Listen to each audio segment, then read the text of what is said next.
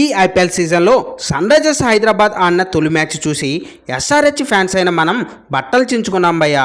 వామ్మో, కావే ప్లాన్ మామూలుగా లేదు. ఆ రిటెన్షన్ ఏంటి, మెగా యాక్షన్లో ఆ పికింగ్ ఏంటి, అబ్బా మాస్టర్ మైండ్ అంటే మన కావే పాప అని మురిసిపోయాం. అలా Travis Head, Abhishek Sharma, Ishan Kishan, Nitish Kumar Reddy, Klaasen, అబ్బో ఇది బ్యాటింగ్ లైనప్పా లేదా బోర్డర్ సెక్యూరిటీ ఫోర్సా అంటూ హంగామా చేశాం. సో ఆ హైప్కు తగ్గట్లే రాజస్థాన్ రాయల్స్తో జరిగిన తొలి మ్యాచ్లో సునామీ సృష్టించారు. ఏకంగా 286 పరుగులు చేసి ఐపీఎల్ చరిత్రలోనే సెకండ్ హైయెస్ట్ స్కోర్ కొట్టేశారు. అయితే అప్పుడే కొత్తగా ఆరెంజ్ ఆర్మీలోకి వచ్చిన ఇషాన్ కిషాన్ తొలి మ్యాచ్లోనే సెంచరీతో విరుచుకుపడ్డాడు. ఇదిరా ఎస్ఆర్హెచ్ అంటే, వీళ్ళురా కాటేరమ్మ కొడుకులంటే. తొలి మ్యాచ్ చూసి ఈసారి కప్పు మిస్ కాదని కాన్ఫిడెంట్గా ఉన్నాం. కానీ మ్యాచ్లు గడుస్తున్న కొద్దీ పులి లాంటి ఎస్ఆర్హెచ్ పిల్లులా మారుతూ వచ్చింది. 10 మ్యాచ్లు ముగిసేసరికి 7 మ్యాచ్లు ఓడిపోయి ప్లే ఆఫ్స్కు ఆల్మోస్ట్ దూరమైందనే చెప్పాలి భయ్య. టెక్నికల్గా ఇంకా ఎస్ఆర్హెచ్కు ఛాన్స్ ఉన్నా అది అంత ఈజీ కాదనే విషయం ప్రతి క్రికెట్ ఫ్యాన్కి తెలుసు. మరి అద్భుతమైన టీం, దుమ్ములేపే ఓపెనర్లు, మంచి బౌలింగ్ అటాక్, ఒంటి చేత్తో మ్యాచ్ గెలిపించగలిగే కాటేరమ్మ కొడుకులు ఉండి కూడా ఎస్ఆర్హెచ్కు ఎందుకు ఈ పరిస్థితి వచ్చింది? తొలి మ్యాచ్లో ఆ రేంజ్ బ్యాటింగ్ తర్వాత ఎస్ఆర్హెచ్ ఎందుకు సడన్గా డౌన్ఫాల్లోకి వెళ్ళిపోయింది? అసలు ఈ సీజన్లో ఎస్ఆర్హెచ్ పల ప్రదర్శన కారణమైన ఓ 3 ప్రధాన కారణాల గురించి ఇప్పుడైతే మనం తెలుసుకుందాం. ఫ్రెండ్స్, వీడియో చాలా ఇంట్రెస్టింగ్గా ఉంటుంది, చివరి వరకు అయితే చూడండి.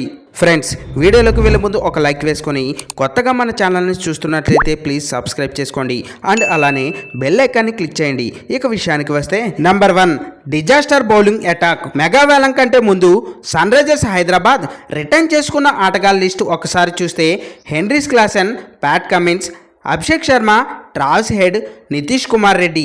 ఈ లిస్ట్ చూస్తే బ్యాటింగ్ స్ట్రాంగ్ అనే విషయం స్పష్టంగా అర్థమవుతుంది భయ్య. కమిన్స్, నితీష్ కుమార్ రెడ్డి బౌలింగ్ చేస్తారు అని అనుకోవచ్చు, కానీ ఎస్ఆర్హెచ్ బ్యాటింగ్ డామినేట్ టీమ్గానే రిటర్న్ స్ట్రాటజీ ఫాలో అయింది.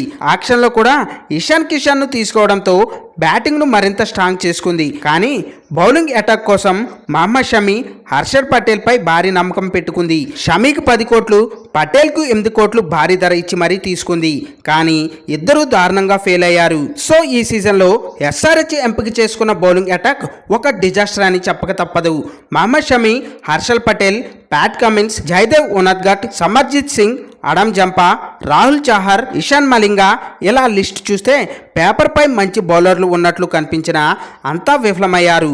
అయితే రాహుల్ చహర్ విషయంలో మాత్రం ఎస్ఆర్హెచ్ మేనేజ్మెంట్, కెప్టెన్ కమిన్స్ తప్పు చేశారని చెప్పుకోవచ్చు. ఒక జెన్యూన్ వికెట్ టేకర్ అయిన రాహుల్ చహర్కు సరిగ్గా ఛాన్సులు ఇవ్వలేదు. ఈ సీజన్లో కేవలం ఒకే ఒక్క మ్యాచ్ ఆడించారు. ఆ ఒక్క మ్యాచ్లోనూ ఆశ్చర్యకంగా కేవలం ఒక్కటంటే ఒక్క ఓవర్ మాత్రమే బౌలింగ్ ఇచ్చారు.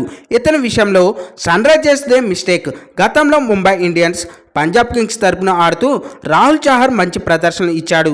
కానీ ఎస్ఆర్హెచ్ ఎందుకో రాహుల్ను సరిగ్గా వాడుకోలేదనే చెప్పాలి. గతంలో బౌలింగ్ బలంతో మ్యాచ్లు గెలిచిన సన్ రైజర్స్ ఈ సీజన్లో మాత్రం చెత్త బౌలింగ్తో మ్యాచ్లు ఓడిపోయింది. Number 2 over aggressive batting approach. గత సీజన్లో సన్ రైజర్స్ హైదరాబాద్ విధ్వంసకర బ్యాటింగ్ చేస్తూ ప్రత్యర్థి జట్లను భయపెట్టిందనే చెప్పాలి. Travis Head, Abhishek Sharma, Nitish Kumar Reddy, Klaasen super బ్యాటింగ్తో భారీ స్కోర్లు చేశారు. సో ఐపీఎల్ చరిత్రలోనే కనీ విని ఎరుగున విధంగా పెద్ద స్కోర్లు బాధేసింది ఎస్ఆర్హెచ్. అదే ఊపులో ఫైనల్ వరకు వెళ్ళింది. కానీ ఫైనల్లో బ్యాటర్లు దారుణంగా విఫలం అవడంతో కేకేఆర్ ఓవరాల్ టీమ్ ఎఫెక్ట్తోనే కప్పులు వస్తాయి, కేవలం బ్యాటింగ్ బలంతోనే కాదు అనే విషయాన్ని నిరూపించింది. అయినా కూడా సన్ రైజర్స్ కళ్ళు తెరుచుకోలేదు. రిటెన్షన్తో కోర్ టీంను అట్టిపెట్టుకున్న మెగా యాక్షన్లో బౌలింగ్ను స్ట్రాంగ్ చేసుకోవడంలో మాత్రం విఫలమైంది. గత సీజన్లో ఎక్కడైతే ఆపారో ఈ సీజన్ తొలి మ్యాచ్ అక్కడి నుంచే మొదలుపెట్టినట్టు ఆడారు. 286 పరుగుల స్కోర్ చేయడంతో ఎస్ఆర్హెచ్ కాటేరమ్మ కొడుకులు ఆడుతున్న ఆటే correct, Sunrisers strategy super అంటూ అంతా అనుకున్నారు.